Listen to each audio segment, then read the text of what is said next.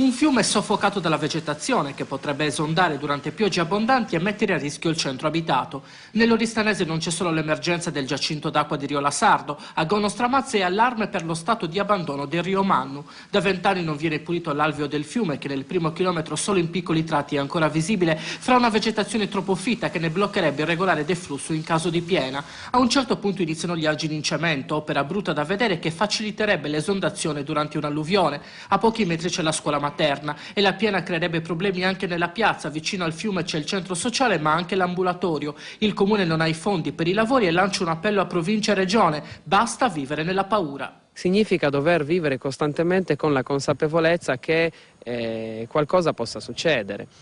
Noi non sappiamo quando e come, la natura non rivela mai il suo calendario. In realtà però, come dire, la politica aspetta sempre che gli eventi accadano prima di assumersi le responsabilità. Beh, credo che questo sia il momento in cui la politica si debba assumere le responsabilità prima che accadano gli eventi. Dunque non c'è più tempo da perdere. Gono Stramazza ha bisogno di lavori, ha bisogno di una manutenzione dell'alveo fluviale, sia perché l'alveo fluviale deve essere messo in sicurezza, sia perché l'alveo del Rio Mannu è una risorsa ambientale e naturalistica che noi dobbiamo e possiamo utilizzare.